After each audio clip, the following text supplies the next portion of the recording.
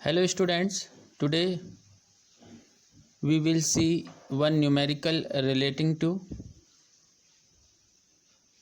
frequency analysis of rainfall data।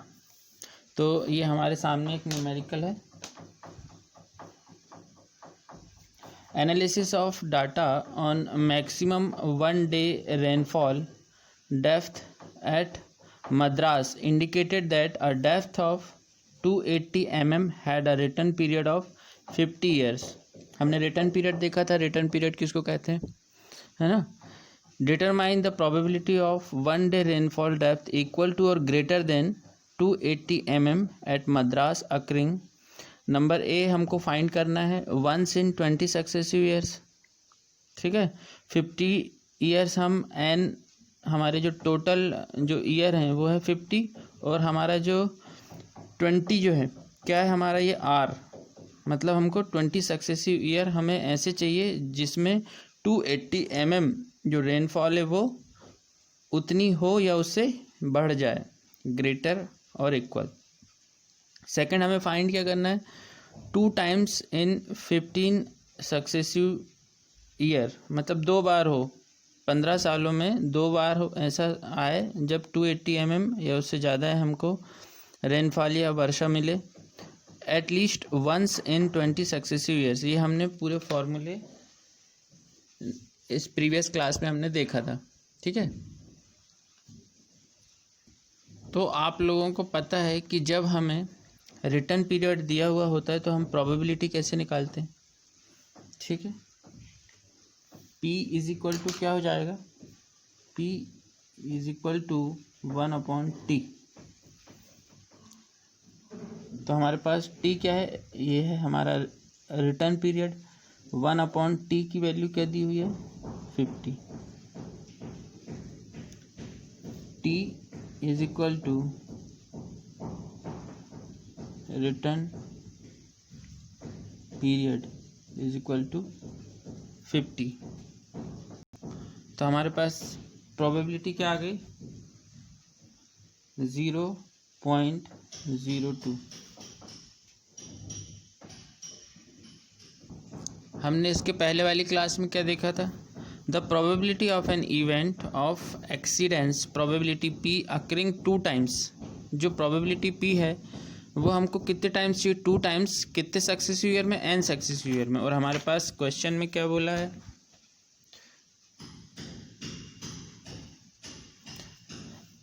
Once, वहाँ पे 2 times था, यहाँ पे वंस है मतलब 1 टाइम इन 20 सक्सेसिव ईयर्स। तो हमारे पास क्या हो जाएगा, हम ए पोर्शन सॉल्व करते हैं तो n इज इक्वल टू हमारे पास कितना हो जाएगा 20 और small r is equal to क्या हो जाएगा 1। ओके, अब फॉर्मूला क्या है हमारे पास,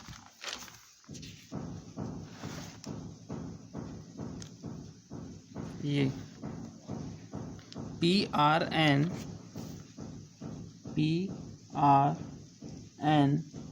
is equal to NCR PR into Q की पावर n-r, ठीक है। ये देखा था हमने ये वाली क्लास में।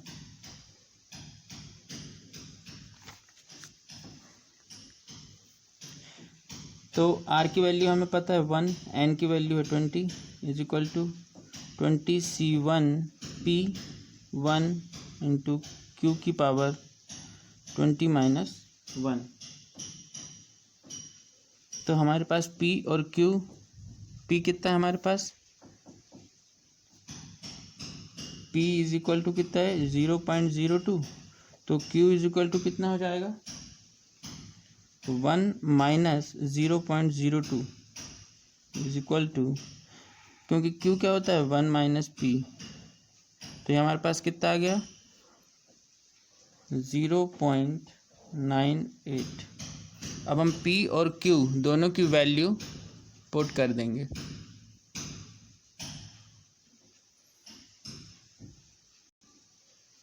सो putting this value in this formula, तो P120 is equal to 20C1 into P कितना हमारे पास 0.02, क्यू है हमारे पास 0.98 की power 20-1। Factorial 20 divided by factorial 1 into factorial 20-1, ये हो जाएगा हमारा 0.02 इंटू 0.98 की पावर 19, 20-1। ओके, तो ये हम जब सॉल्व करेंगे तो फैक्टोरियल 20 अपॉन फैक्टोरियल 19 हो जाएगा इंटू 0.02 इंटू इसकी पावर 19 जो है, ये पावर 19, इसको जब हम सॉल्व करेंगे तो ये हो जाएगा 0.68123। तो ये हमारा जाएगा 20 into 0.02 into 0.68123 is equal to, इन सब का मल्टीप्लाई करेंगे तो हमारे पास 0.272, ये हमारा आंसर, मतलब ये हमारी प्रोबेबिलिटी है 0.272 की ये जो 280 mm रेनफॉल है इक्वल और ग्रेटर, ये हमको 20 साल में एक बार मिलेगी। इसकी प्रोबेबिलिटी क्या है 0.272।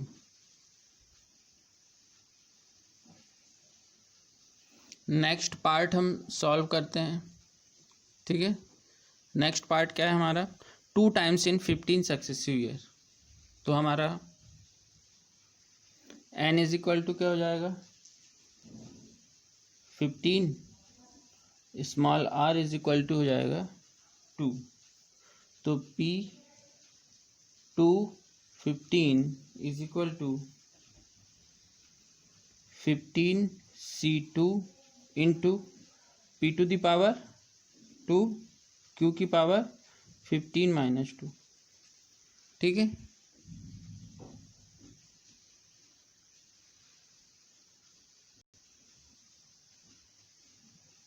इसको हम कैसे लिख सकते हैं, factorial 15 divided by factorial 2 into factorial 15-2 into P हमारे पास 0.02 का स्क्वायर, क्यू हमारे पास कितना है 0.98 का की पावर 13। ओके,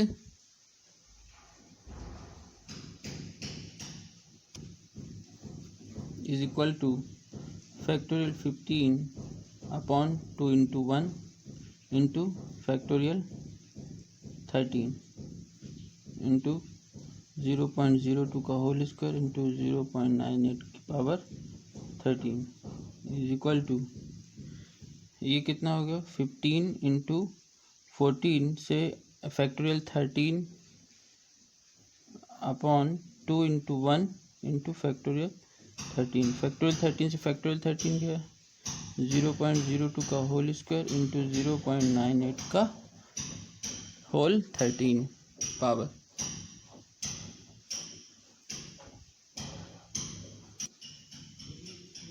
इसको हम कैसे लिख सकते हैं 15 इंटू 14/2 इंटू 0.02 का होल स्क्वायर मीन्स 0.0004 इंटू 0.769, पूरा मल्टीप्लाई करेंगे तो हमारे पास हो जाएगा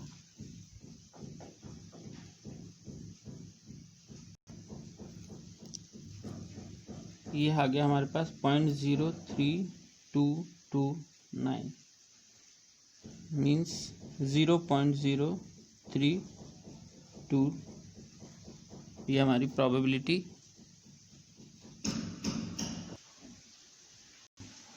थर्ड वन हमें फाइंड करना है कि at least once in 20 successive years, मतलब हमारे पास n की वैल्यू कितनी है, n इज इक्वल टू 20, ये है हमारा सेकंड। एटलीस्ट वंस मतलब एक बार ये जो इवेंट है वो कम से कम एक बार हो, कितने 20 सालों में। तो ये इवेंट कौन सा इवेंट 280 mm रेनफॉल हो या इससे ज़्यादा हो 20 साल में एक बार, इसकी प्रोबेबिलिटी क्या होगी? n is equal to 20 and r is equal to, यहाँ पे हम r की वैल्यू नहीं लेंगे। क्यों? क्योंकि एक बार तो हो, एटलीस्ट बोल रहा है ये, देखिए एटलीस्ट मतलब कम से कम एक बार तो हो, ज़्यादा से ज़्यादा कितनी बार भी हो सकती है, तो हम यहाँ पे r की वैल्यू नहीं लेंगे। ठीक है, हमारे पास क्या फार्मूला था, हमने पिछली क्लास में पढ़ा था, the probability of the event occurring at least once in n successive year, P1 is equal to 1 minus Q की पावर n, या हम इसको क्या लिख सकते हैं, 1 minus P whole power n। P1 is equal to 1 minus Q की power n, इसी को हम लिख सकते हैं क्या, 1 minus P whole power n।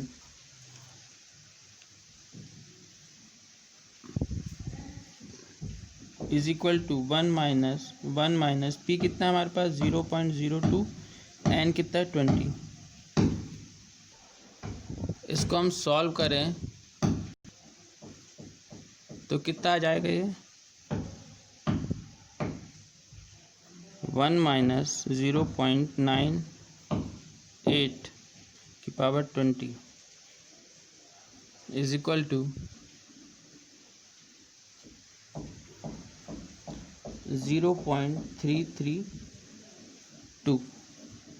ये इसकी प्रोबेबिलिटी है कि ये कम से कम 20 साल में एक बार ये इवेंट आकर हो, या ये इवेंट हो 20 साल में। Now then let us see mass curve of rainfall.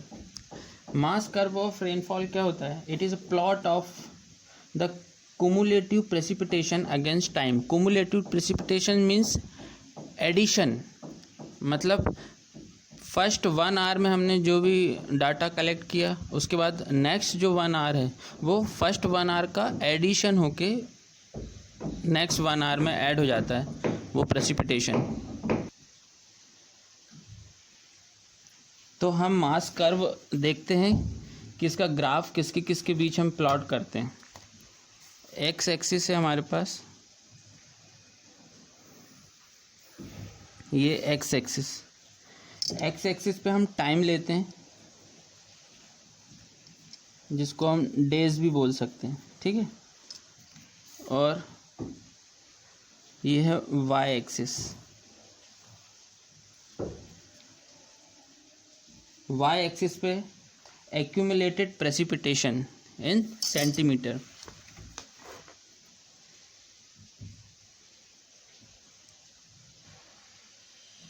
तो हम टाइम और एक्यूमुलेटेड प्रेसिपिटेशन इन सेंटीमीटर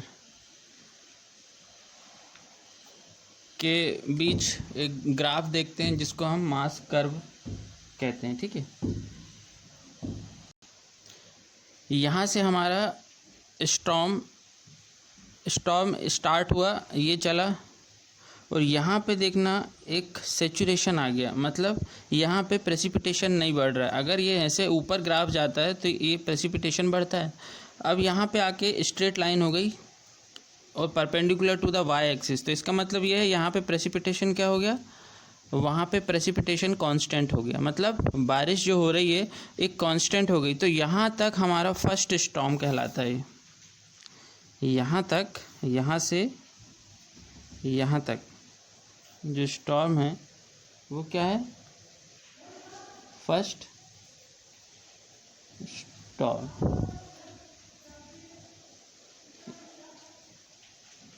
और दिस इज 10 सेंटीमीटर। 10 सेंटीमीटर क्यों बोले हमने, क्योंकि ये यहाँ पे जो है ये 10 सेंटीमीटर वाली लाइन है, ये 10 है, ओके।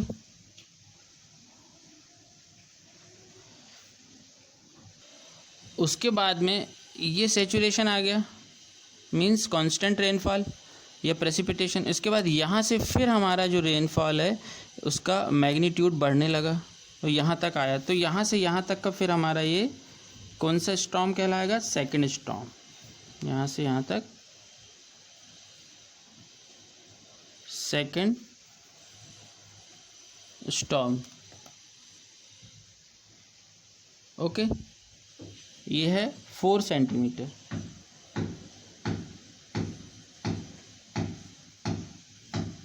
फोर सेंटीमीटर कैसे? ये है यहाँ पे जो हमारी लाइन आ रही है, ये वाई एक्सिस पे, ये है 14 सेंटीमीटर पे। तो यहाँ से यहाँ तक का डिफरेंस क्या होगा? 4 सेंटीमीटर। ठीक है, तो ये हमारी सेकंड स्टॉर्म कौन सी हो जाएगी? 4 सेंटीमीटर। ये जो है कर्व, ये कुमुलेटिव ग्राफ है, मतलब कुमुलेटिव वैल्यू को शो करता है प्रेसिपिटेशन की। ये हमारा 1 डे, 2 डे, ये 3 डे, ये 4 डे, ये 3 to 4 डे में सेकंड स्टॉर्म स्टार्ट हो रही है। ठीक है, तो मास कर्व से हम क्या क्या फाइंड कर सकते हैं? सबसे पहले तो जो अगर हम क्रोनोलॉजिकल ऑर्डर में इसको प्लॉट करते हैं, क्रोनोलॉजिकल ऑर्डर मतलब विथ रिस्पेक्ट टू टाइम। ठीक है, अगर इसको हम प्लॉट करते हैं तो हमको जो ग्राफ मिलता है उसको हम बोलते हैं मास कर्व। ठीक है, तो ये जो है, ये फ्लोटिंग टाइप जो हम रेन गेज पढ़े थे, या वेइंग बकेट टाइप जो रेन गेज पढ़े थे हम, वो इस टाइप का प्लॉट हमें देता है।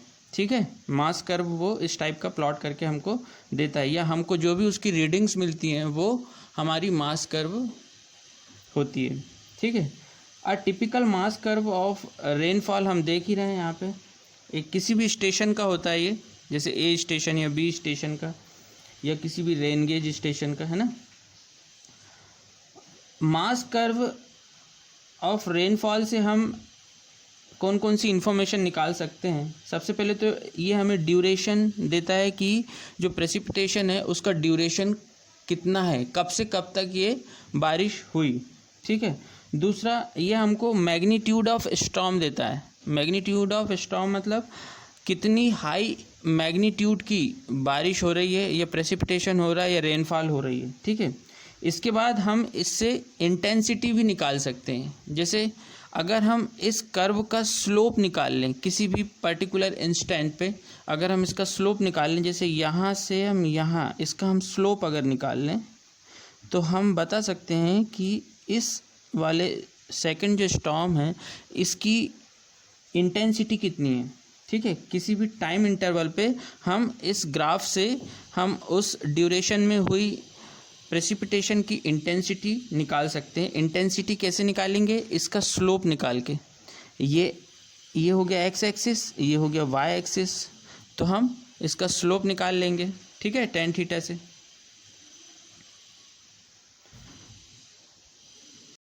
ये तो हो गया मास कर्व। हम किससे प्लॉट कर सकते हैं? रिकॉर्डिंग गेज से। रिकॉर्डिंग गेज हमने क्या बताया अभी? एक तो हो गया वेइंग बकेट टाइप और एक फ्लोट टाइप। हम नॉन रिकॉर्डिंग रेन गेज से भी मास कर्व प्लॉट कर सकते हैं, प्रिपेयर कर सकते हैं, बट हमको कुछ किसका नॉलेज होना चाहिए कि अप्रॉक्सीमेट बिगिनिंग कब हो रहा है रेनफॉल, या उसका एंड कब हो रहा है स्टॉर्म का, या रेनफॉल का एंड कब हो रहा है। यदि हमें ये 2 डाटा पता है तो हम नॉन रिकॉर्डिंग रेन गेज से भी मास कर्व प्लॉट कर सकते हैं। So thank you students.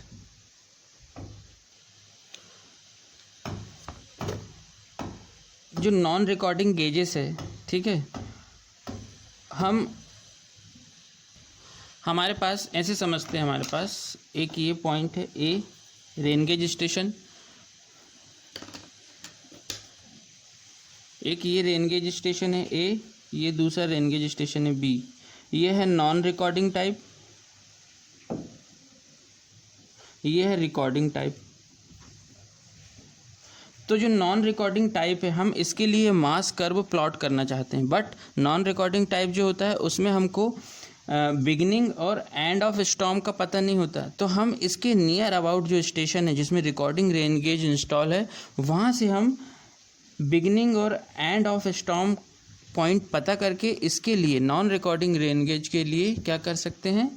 Mass curve plot कर सकते हैं। ठीक है स्टूडेंट, थैंक यू।